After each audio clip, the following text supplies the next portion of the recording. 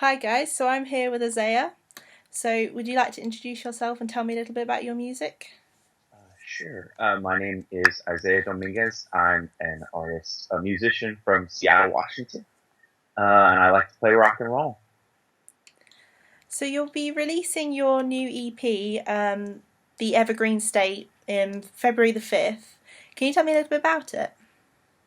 The Evergreen State is going to be my first full band EP. I released something acoustic. Well, okay, I'll start from the beginning. I used to be in a band, and I the band broke up, and I was kind of just going through life, trying to avoid like being a musician and just kind of trying to find other things to fill my time. And at a certain point, I realized that like playing music is something that I really love to do and that I really would like to do for the rest of my life.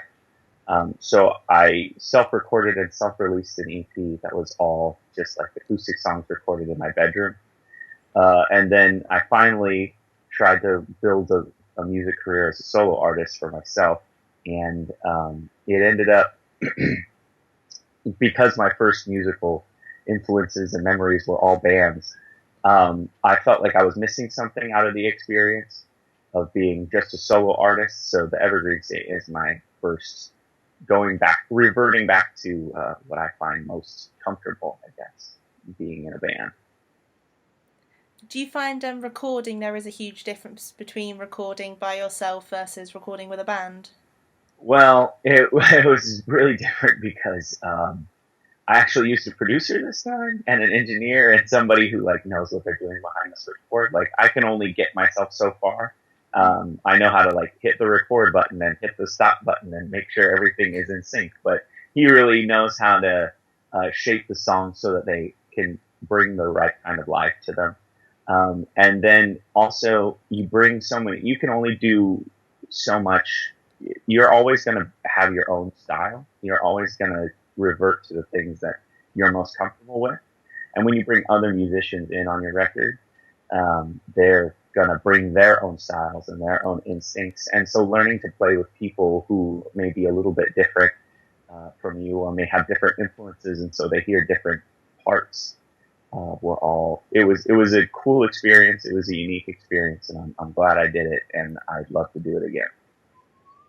Would you ever consider doing another completely solo release?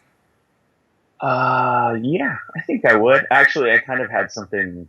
So I'm like a big Bruce Springsteen fan, and I've been like digging through his what is it discography, and I found a record called Nebraska, which is basically just all him playing acoustic guitar and harmonica, and I really enjoyed the entire album. So I'm not saying that I would completely shy away from it. And I just didn't feel like it was time for another acoustic release this time. You've already released a few of your tracks like Run and No Matter Where. How have they gone down with your fans so far? Run went down really well. It was cool because the guy that I brought in to play guitar is just like an amazing ambient guitar player, and he created all of these he created this really cool soundscape for the very beginning of the song. Because originally that song was supposed to just be like an acoustic guitar at the very beginning and the voice, and he just created this like otherworldly soundscape, which was really cool. And I think a lot of people enjoyed it. And the sound quality is just amazing, and it's more raw and different than anything I've ever done before. So I think people really liked it. No matter where, I mean, anytime you get Gavin Phillips from this province and Casey Bates in on a track, people are gonna like it. They're just geniuses in what they do, and they really know how to bring the best out of a song. So people really enjoyed that one. Do you have a particular favourite track from the EP and why? Ah, gosh, a favorite track. I really like the last track. It's called Landlocked, which it is really funny because it was the last song I wrote for the record, and I didn't even. It was actually a song that we were in the studio, and I was originally only going to do 4 songs, and I said, if we have time, we can record this one song. And the producer mixed the one song that he mixed up the song. He mixed up "Landlocked" with a different song, and thought that "Landlocked" was one that we needed to put priority on putting on the record. And so when I got back into the studio, I was like, wait, why are we tracking for this song? It's not even the original 4. Um, but just as we were tracking it, just the song like took to life, and it's all about the drive. I took a drive. Well, I was on tour last year, and I was in San Francisco after the tour had ended, and I needed to get back to Seattle within like a day, and so I just drove from San Francisco to Seattle, which is about 14 and a half hours in a car. And the song was actually, I was like writing it in my head as I was making that drive the entire way home. And so I think that just the nostalgia behind it all is why I really like that song. Overall, what and who have been your influences for the new release? My influences, I tried to go back to like classic records that I've always just been a fan of.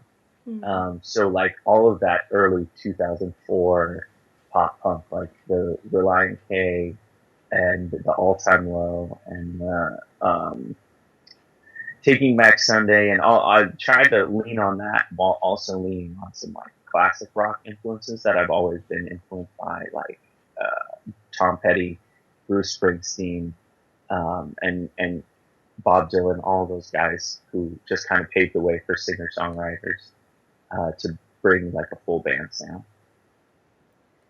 And why do you think people should check out your new EP when it's released? Because they haven't heard me yet.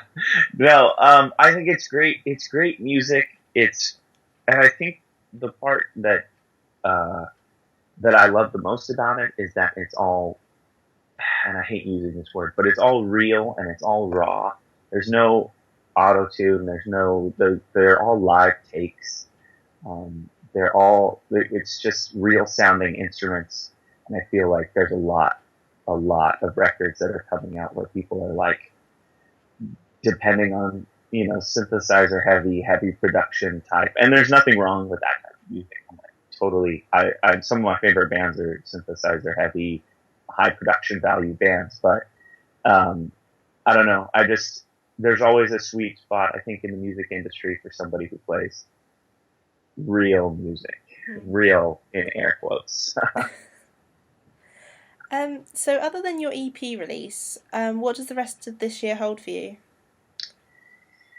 We'll see. So I've got the EP release. I've got the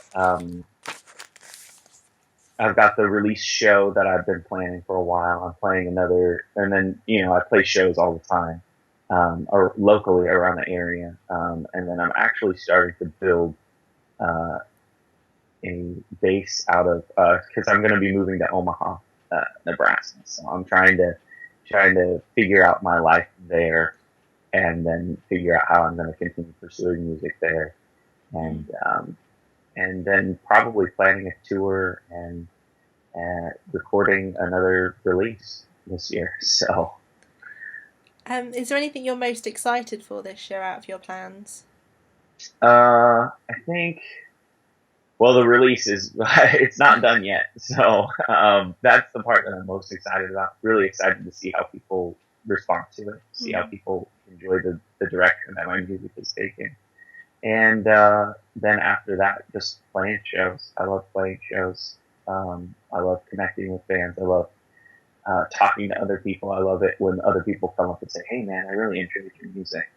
And so, quick like side story. I do play a lot of shows for the SeaTac Airport, so I get to go in and play music for people who aren't expecting live music, which is an awesome opportunity to just go out there and be like, I don't know, and introduce people to local music. And it's really fun when people come up to you like in the middle. You look like a crazy person. You're like playing music in the middle of the airport. And people come up to you and they'll say, "Man, I really enjoy your music. Do you have a website? Do you have Mm. a CD? Do you have, where can I get more? And that's like one of the most rewarding things is when people just like come up to you out of nowhere and ask you like to hear more. Is there anywhere you'd particularly definitely like to tour in the future? Anywhere in luxury? No. Anywhere. I'd like to get off of the West Coast. I feel like every tour that I've ever done has been just exclusively the West Coast. Because I'm pretty localized, but Mm.